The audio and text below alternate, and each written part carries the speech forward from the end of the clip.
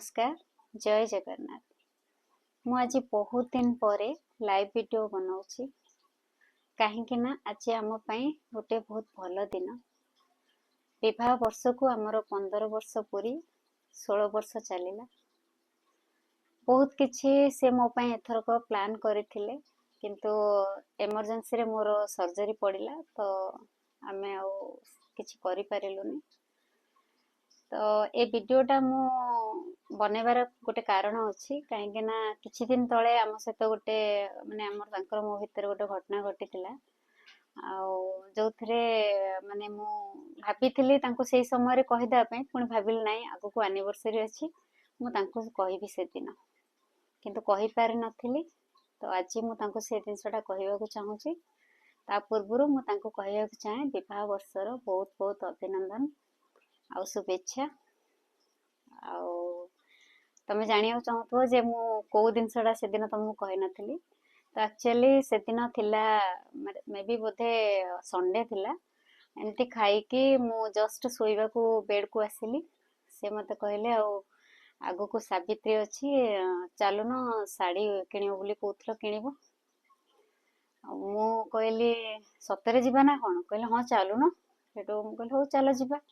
तापर आम दी जन जाक आम ये जाजपुर जो हरिपुर रे गोटे सिंहद्वारा मॉल अच्छी आम से जाइलु शाड़ी किनिया सावित्री सेठी जने अच्छा आनंद भाई से मॉल रे सी मते बहुत सारा शाड़ी दिखेले तो मते सेठिकार कलेक्शन सब बहुत भल लगुला। किंतु मु तो सब आनिपिन ना मते गोटे चूज करियार थिला तो मु गोटे चूज कली। तापर आंकु पचारिली जे शाड़ीटा केमिति लागुची कहले हाँ भल लगुची। तापर मते सडन कहले एनिवर्सरी पई गोटे किणुना आगु को एनिवर्सरी अच्छी।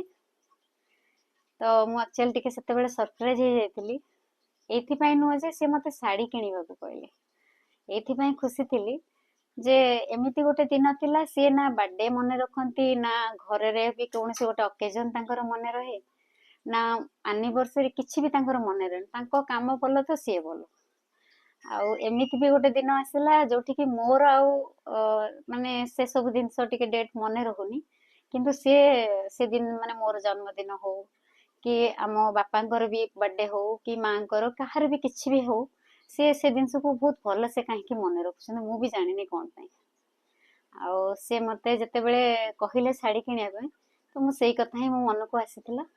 तापरे मु गली एनिवर्सरी गोटे शाड़ी आनी आउ एटा हला से शाड़ी बहुत माने से मते खुशी रे देइथिले किंतु बैडली मु ताको पिंधि पारुनी।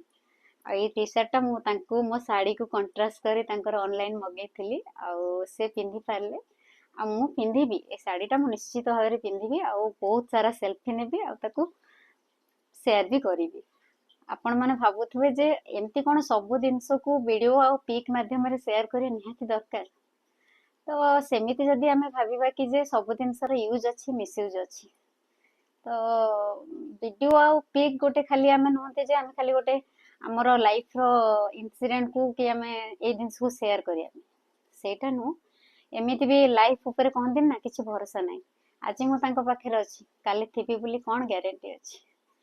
तो काली हुए तो सी मोर ए वीडियो कि आम नैथिबा सेल्फी को देखि से टिके खुशी हेबे तो बस तांकरी खुशी पय मु ए जिनसटा करूछि।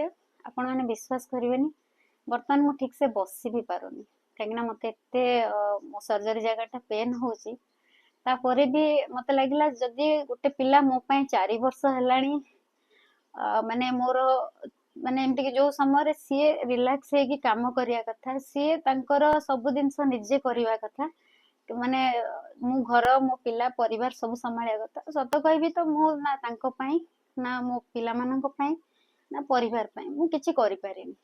तो मोर भी इच्छा जे मु जल्दी रिकवरी करी जाए आउ जो दिन मु करि पारिनी से जिनसटा मु माने इवन मो मो परिवार पय तांको पय पिला माननको पय करबा को चाहूची बाकी भगवान को हाथ रे। तो सी कौन चाहूचंदी कौन नाही से तांको माया के हम बुझी परिबानी किंतु ठाकुर को एतिकी डाकिबे 4 वर्ष हेलानी जहा हाथ धरछि से मो पय जेतिकी करलेनी मु तांको ऊपर चिड़ी जाए बहुत बेले बेले टिके माने मते बॉडी पेन हुए तो मु सही पारेनी जेते बेले तापर राती रे झियो पय सोई पारेनी तो मु टिके तांको ऊपर चिड़ी जाए କିନ୍ତୁ ସେ ବହୁତ କୁଲଲି କାମଲି ସେ ସବୁ ଜିନିଷ ମ୍ୟାନେज କରନ୍ତି। ଆଉ ଏବେକା ଟାइମରେ ଜଣେ ହଜବେଣ୍ଡ ଆଉ କେତେ କରିବ ଘର କାମ ପିଲାଙ୍କ କାମ, ସିଏ ବି ବେଳେ ବେଳେ ଚିଡି ଯାଆନ୍ତି। ଫିର ବି ମତେ ସେ ଜିନିଷ ଫିଲ୍ କରେଇ ନାହାନ୍ତି କେବେ। ଆଉ ସେମିତି ତ ଘର କରିକି ଛୋଟ ବଡ ମନ ମାଳିନ ଏସବୁ ଲାଗି ରହେ, ସେଇଟା ବି ଆମ ଭିତରେ ହୁଏ। ମୁଁ କହିବିନି ଯେ ଆମ ଭିତରେ ଝଗଡା ହୁଏନି, ଝଗଡା ହୁଏ, କିନ୍ତୁ ସବୁ ପରେ ବି ମୁଁ ମୁଁ ଭାବେ କି ଯେ ମୁଁ ବହୁତ ଲକି ଯେ ତାଙ୍କ ଭଳି ସାଥିଟେ ପାଇଛି। ଆଜି ମୋର ଯୋଉ ହେଲ୍ଥ କଣ୍ଡିସନ, ମତେ ଏମିତି କେହି ବି ଯଦି ସିଏ ଆଜି ରୋଷେଇ ଶିଖିଛନ୍ତି ସିଏ ରୋଷେଇ କରିଦଉଛନ୍ତି, ମତେ ବାହାର ଖାଇବାକୁ ପଡୁନି।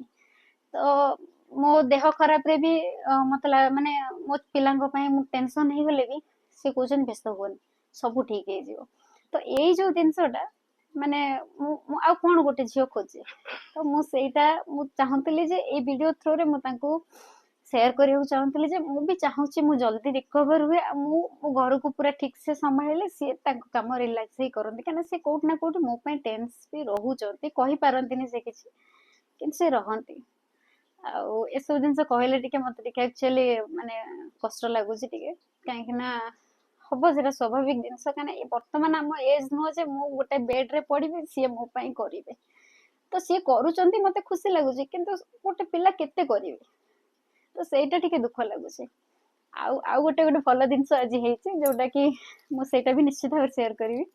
ମୁଁ ଏଇ ଗୋଲାପ ଫୁଲଟାକୁ ନେଇକି, ଆକ୍ଚୁଆଲି ଗଛରେ ଗୋଟେ ଗୋଲାପ ଫୁଲ ହେଇଥିଲା, ମୁଁ ଏଇ ଗୋଲାପ ଫୁଲଟା ଆଣିକି ତାଙ୍କୁ ଗିଫ୍ଟ କରିଥିଲି। ମୁଁ କହିଲି ନିଅ ତମ ପାଇଁ ମୁଁ ଏଇ ଗୋଲାପ ଫୁଲଟା ଆଣିଛି, ଆଉ ତାପରେ ଗୋଟେ ଶାୟରୀ ବି ତାଙ୍କ ପାଇଁ ବନେଇଥିଲି, ଆଉ ସେଇଟା ମୁଁ ତାଙ୍କୁ ପୋଷ୍ଟ କରିଥିଲି।